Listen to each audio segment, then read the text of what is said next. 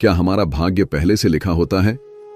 हमारे भाग्य में जो भी कुछ घटता है वह पहले से तय है। दोस्तों, गरुड़ पुराण में बताया गया है कि मनुष्य के भाग्य में जो भी कुछ जन्म से मृत्यु तक जो भी घटना घटता है वह पहले से तय होता है। दोस्तों, मृत्यु और जन्म ही एक ऐसा सत्य है जिसे कोई टाल नहीं सकता है। पर दोस्तों, हम यह नहीं जान पाते हैं कि हमारा भाग्य हमारे से जन्म से पहले ही लिखा होता है या जन्म के बाद।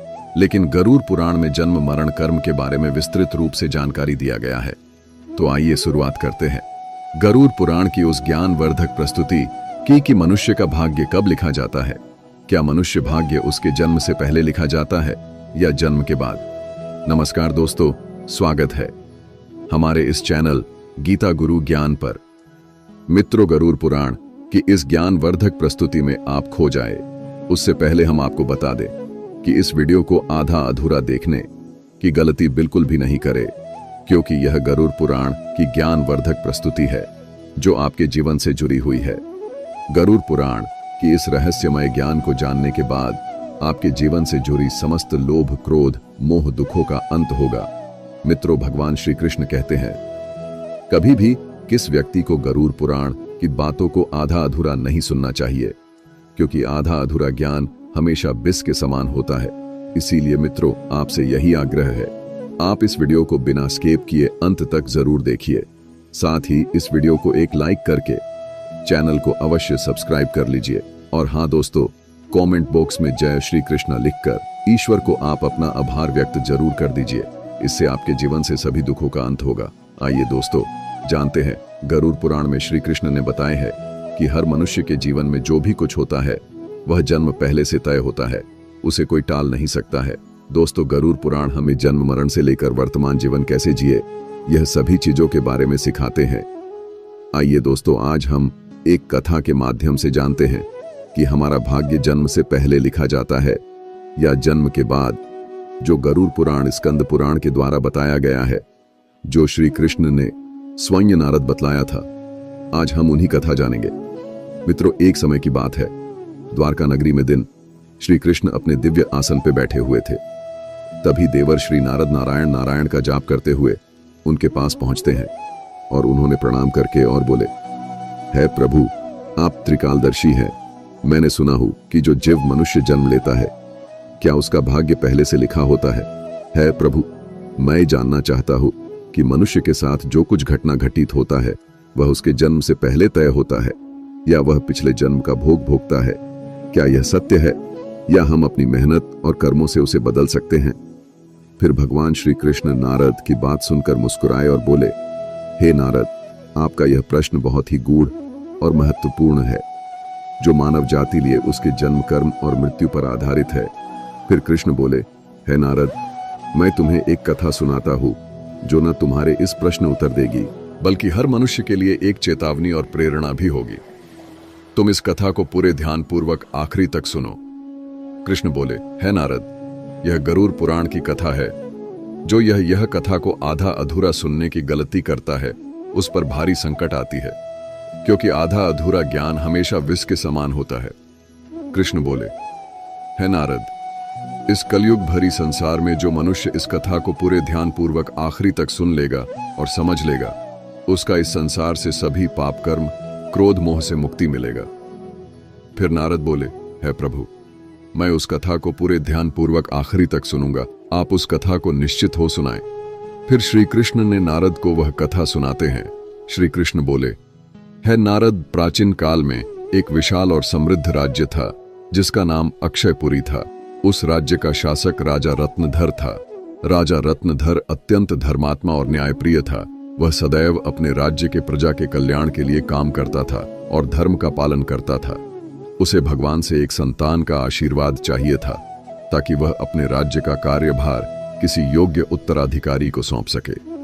फिर है नारद, राजा रत्नधर और रानी दोनों ने कई वर्षों तक तपस्या की। इससे भगवान शिव ने प्रसन्न होकर उसे संतान होने का वरदान दिया। फिर एक दिन भगवान शिव के आशीर्वाद से रानी गर्भवती हुई। राजा और रानी अत्यंत प्रसन्न थे, क्योंकि वे चाहते थे कि उनका बेटा महान शासक बने और राज्य को सुख समृद्धि की ओर ले जाए। परंतु जब रानी ने बेटे को जन्म दिया तो वह बच्चा विकलांग और शारीरिक रूप से कमजोर था। उसके शरीर की हड्डियां टूटी हुई थीं और वह शारीरिक रूप से सक्षम नहीं था। राजा रत्नधर का दिल टूट गया। उसने भगवान से यह सवाल पूछा कि ऐसा क्यों हुआ। तब राजा रत्नधर ने भगवान श्री कृष्ण से मिलने का निर्णय लिया और उन्हें अपने दुखों को साझा करने के लिए वहां पहुंचे। राजा ने भगवान से पूछा, हे प्रभु, मैंने इतनी तपस्या की, यज्ञ किए, फिर भी मेरे बेटे का जन्म विकलांग क्यों हुआ? मैंने भगवान शिव से आशीर्वाद लिया था, लेकिन ऐसा क्यों हुआ? क्या यह मेरे भाग्य में पहले से लिखा हुआ था? फिर श्री कृष्ण मुस्कुराए और कहा, हे राजा, तुम सही कहते हो कि तुम्हारा पुत्र विकलांग जन्मा है। क्या तुम जानते हो कि तुम्हारे पुत्र का जन्म इस प्रकार क्यों हुआ है? यह तुम्हारे द्वारा किए गए पूर्व जन्मों के कर्मों का फल है। यह तुम्हारे पिछले जन्म के कर्मों का परिणाम है, जो तुम्हारे भाग्य में लिखा हुआ था। लेकिन इसका कारण यह नहीं है कि तुम्हारा भाग्य पहले से निर्धारित था। यह घटना तुम्हारे और तुम्हारे बेटे के कर्मों का फल है, जो उसके पिछले जन्मों से जुड़ा हुआ है। राजा ने आश्चर्यचकित होते हुए पूछा, हे प्रभु, क्या भाग्य वास्तव में पहले से लिखा होता है? श्री कृष्ण ने कहा, जन्म, मृत्यु और जीवन के उतार चढ़ाव पहले से निर्धारित होते हैं, लेकिन हम जो कर्म करते हैं वह हमारे भाग्य को बदल सकते हैं। जिस दिन तुम्हारे बेटे का जन्म हुआ था, उस दिन तुमने एक विशेष संतान का वरदान प्राप्त किया था, लेकिन उस संतान को चुनौतियां मिलना जरूरी था ताकि वह अपने जीवन में धैर्य, साहस और पराक्रम को विकसित कर सके। लेकिन उसका भविष्य केवल उस समय के कर्मों से नहीं होता है, बल्कि यह तुम्हारे पिछले जन्मों के कर्मों का परिणाम है। श्री कृष्ण ने राजा रत्नधर से कहा, है राजन, भाग्य और कर्म में बहुत गहरा संबंध है। हमारे कर्म ही हमारे भाग्य का निर्माण करता है। यही कारण है कि हमें जीवन में अपने कर्मों को सदैव धर्म और सत्य के मार्ग पर रखना चाहिए। श्री कृष्ण ने कहा, है राजन, जो कुछ भी तुम्हारे जीवन में घटित होता है वह तुम्हारे पिछले जन्म के कर्मों का परिणाम है। यदि तुम्हारा बेटा विकलांग जन्मा है तो यह उसकी आत्मा के पिछले जन्म के कर्मों का फल है। जब तुम एक पुण्य आत्मा के रूप में जन्म लेते हो तो तुम्हारे जीवन में कठिनाइयां और संघर्ष जरूर होंगे, क्योंकि इस दुनिया में हर आत्मा को कुछ न कुछ कष्ट भोगना पड़ता है ताकि वह अपने पिछले कर्मों को समाप्त कर सके। लेकिन याद रखो, तुम्हारे बेटे के जीवन में जो कठिनाई है वह उसकी परीक्षा है। यदि वह धैर्य और साहस से इन कठिनाइयों का सामना करता है तो वह अपने भाग्य को बदल सकता है। एक दिन वह वही कार्य करेगा जिसकी कल्पना तुमने अपने जीवन में की थी। मित्रों, फिर राजा रत्नधर ने पूछा, हे प्रभु, क्या मैं और मेरे पुत्र अपने भाग्य को बदल सकते हैं? श्री कृष्ण ने उत्तर दिया, बिल्कुल, तुम दोनों ही अपने भाग्य को बदल सकते हो। तुम्हारे बेटे के जन्म के समय जो विकलांगता थी वह उसके कर्मों का फल था, लेकिन उसका भविष्य तुम्हारे अच्छे कर्मों पर निर्भर करता है। यदि तुम उसे साहस, धैर्य और आत्मविश्वास से भर दोगे तो वह अपने भाग्य को बदल सकता है। तुम्हारे अच्छे कर्मों के परिणाम स्वरूप वह एक दिन महान बनेगा और राज्य का भार संभालने में सक्षम होगा। मित्रों, फिर भगवान श्री कृष्ण ने आगे कहा, भाग्य एक चक्र के समान है जो कर्मों के आधार पर घूमता रहता है। जब तुम अच्छे कर्म करते हो तो तुम अपने भाग्य को सुखमय बना सकते हो। फिर आगे श्री कृष्ण से राजा रत्नधर ने कहा, क्या भाग्य निश्चित रूप से पिछले कर्मों से जुड़ा होता है? श्री कृष्ण बोले, हाँ, लेकिन उसे बदलने की शक्ति तुम्हारे हाथों में है। यदि तुम अच्छे कर्म करते हो तो वह तुम्हारे भाग्य को भी सुधार सकते हो। साथ ही भक्ति, साधना और सेवा से भाग्य बदला जा सकता है। भगवान की भक्ति से ईश्वर को प्रसन्न करके हम अपने भाग्य को बदल सकते हैं। अगर तुम अपने पुत्र को साहस और आत्मविश्वास से जीवन के संघर्षों का सामना करने की शिक्षा दोगे तो वह अपने भाग्य को बदल सकता है। राजा रत्नधर ने भगवान श्री कृष्ण की बातों को पूरी तरह से आत्मसात किया और अपने पुत्र को शिक्षा देने का संकल्प लिया। उसने अपने पुत्र को कठिनाइयों के बावजूद साहस और विश्वास के साथ जीवन जीने की प्रेरणा दी। समय के साथ उस विकलांग पुत्र ने अपनी आत्मविश्वास और कठिनाई से लड़ते हुए समाज में महत्वपूर्ण स्थान प्राप्त किया। उसकी संघर्षशीलता और साहस ने राज्य में उसका सम्मान बढ़ाया। कृष्ण बोले, है नारद, तुम यह समझो कि भाग्य एक निरंतर प्रक्रिया है। जो कर्मों के आधार पर बदलती रहती है। जो लोग जीवन में अपने कर्मों को सुधारते हैं और भगवान की शरण में जाते हैं, उनका भाग्य भी बदलता है। यह केवल कर्म ही नहीं है, बल्कि यह जीवन के संघर्षों और कर्मों का परिणाम है। मित्रों, फिर श्री कृष्ण ने नारद से कहा, यह कथा हमें यह सिखाती है कि जीवन में जो कुछ भी घटित होता है वह हमारे पिछले कर्मों का फल है। भाग्य और कर्म का कोई निश्चित प्रारूप नहीं है। हमारा कर्म हमारा भाग्य को बदल सकता है। मित्रों, गरुड़ पुराण हमें सिखाते हैं, यदि हम अच्छे कर्म करते हैं और सत्य की राह पे चलते हैं और ईश्वर के ध्यान करते हैं, तो हम अपने जीवन की दिशा बदल सकते हैं। फिर श्री कृष्ण ने नारद से कहा, है नारद, यह संसार कर्मों का दर्पण है। जो जैसा कर्म करेगा वह वैसा फल भोगेगा। मनुष्य को यह ध्यान रखना चाहिए कि माता पिता की सेवा, दूसरे की सहायता और ईश्वर का ध्यान ही सबसे बड़ा धर्म है। जो मनुष्य अपने पिछले जन्म में किसी के साथ पाप किया है, किसी को कष्ट दिया है, उसे न केवल नरक में भयानक यातना मिलती है, बल्कि वह जन्म जन्मांतर तक उस भोग भोगती है। लेकिन जो अपना कर्म सुधारता है वह इस चक्र से मुक्त हो सकता है, क्योंकि यह संसार एक अवसर है। धर्म, सेवा, सत्य ही मनुष्य का जीवन है। मनुष्य के यह समझना चाहिए कि मृत्यु के बाद के उसके अच्छे कर्म ही साथ जाते हैं। मित्रों, यह कथा हमें यह सिखाती है कि हमारे भाग्य पिछले कर्मों का फल है। हर पाप का दंड, हर पुण्य का फल निश्चित होता है मनुष्य, तुम अपने कर्मों पर ध्यान दो, स्वार्थ, पाप और अहंकार को त्यागो, धर्म, सत्य और सेवा को अपनाओ, क्योंकि यही जीवन का सबसे बड़ा सत्य मार्ग है। मित्रों, श्री कृष्ण ने इस प्रकार नारद को गरुड़ पुराण की रहस्य को बताया। मित्रों, भाग्य निश्चित रूप से जन्म से पहले लिखा जाता है, लेकिन हम अपने जीवन के संघर्ष, सत्य, धर्म और ईश्वर की भक्ति से हम अपने भाग्य को बदल सकते हैं। मित्रों, गरुड़ पुराण में भाग्य का लेखा जोखा और कर्मों के बारे में उल्लेख मिलता है। पर दोस्तों, मनुष्य अपने कर्मों, संघर्ष और ईश्वर की भक्ति से हम अपने जीवन को बदल सकते हैं। मित्रों, गरुड़ पुराण हमें सिखाते हैं कि जीवन एक बोया हुआ खेत की तरह है। मनुष्य खेत में जो बीज बोते हैं वही फल मिलता प्राप्त होता है। उसी प्रकार मनुष्य अपने जीवन में जो कर्म करते हैं उसका अगले जन्म में उसी रूप से फल भोगता है। इसलिए दोस्तों, गरुड़ पुराण में श्री कृष्ण कहते हैं कि जब मनुष्य का जन्म होता है तो उसके पिछले कर्मों के आधार पर उसका भाग्य उसके जन्म से पहले लिखा जाता है, और उस मनुष्य के साथ वही होता है जो उसके जन्म से पहले उसके भाग्य में लिखा हुआ है, जिसे कोई टाल नहीं सकता है।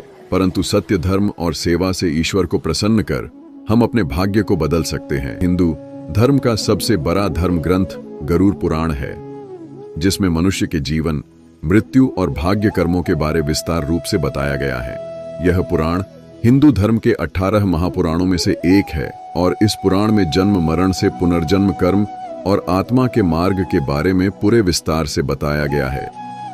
दोस्तों, गरुड़ पुराण के अनुसार मनुष्य का भाग्य उसके पिछले कर्मों निर्भर करता है। गरुड़ पुराण, जो विष्णु पुराणों के प्रमुख ग्रंथ में से एक है, यह पुराण जीवन के रहस्यों और मानव के कर्म फल के बारे में बताया गया है।